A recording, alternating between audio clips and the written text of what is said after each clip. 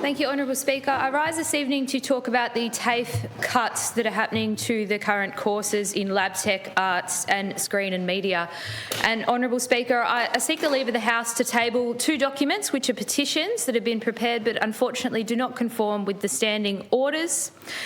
These documents have been circulated to the leaders of business in each of the major parties, to the clerks and to each of the independents, and I have some hard copies if anyone else is interested in those at this moment. The question is that leave be granted to table the documents. All those of that opinion say aye. Aye. To the contrary, no. The ayes have it. Do you have a hard copy? Yeah.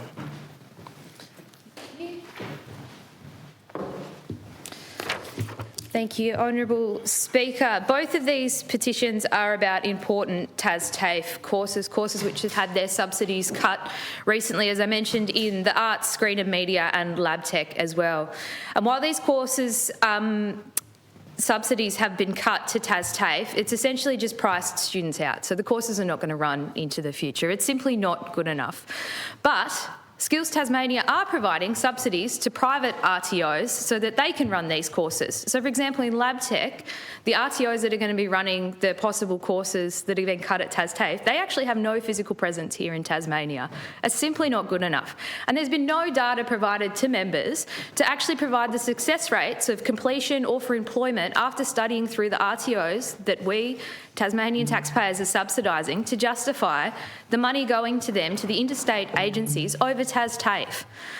The justification for these cuts, as we've heard from the Minister just this morning, is the high rates of students dropping out of the courses or low numbers of students studying. To be clear, there are a variety of reasons that might lead to students dropping out of a course, and that includes getting employment early. What a fantastic result. Isn't that the whole point? Now, for these courses, there are actually no statistics, though, of the past students on why they left those courses. And yes, some of these courses only have a dozen or 24 students enrolled, but these courses have wait lists. They have the limited number of students because there simply aren't enough teachers. And these are courses that should be expanded, evidently, and not reduced. So both of these petitions, in summary, are calling on the cuts to be reversed. The Save TasTAFE Laboratory Technology Courses petition was signed by 661 petitioners as of yesterday, and that had been running since the 13th of October. Over 50% of the graduates from the Lab Tech course actually go on to be employed in our health system, which is in a crisis. They go on to be employed in pathology. They go on to be employed in industries such as mining.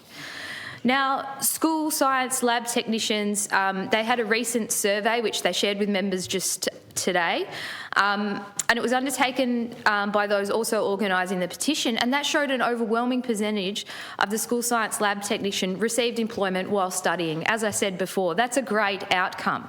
The completion of the lab tech courses from international students is close to 100%. Now, Minister Ellis has quoted around 40% completion rate for this course in 2024. Now, yes, that is actually correct. That's also an incredibly low compared to every other year that the course has been running.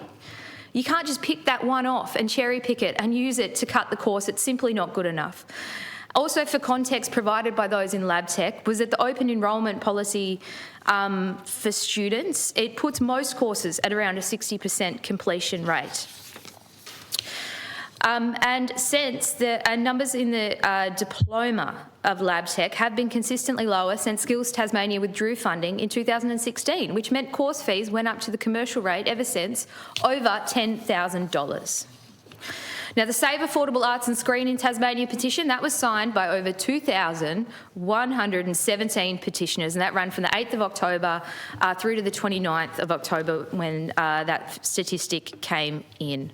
A former TasTAFE teacher of 5 years said, "I can tell you firsthand these courses bring so much value to students. More than just learning about the creative industries, they bring confidence and connection, and it is a pathway to growth."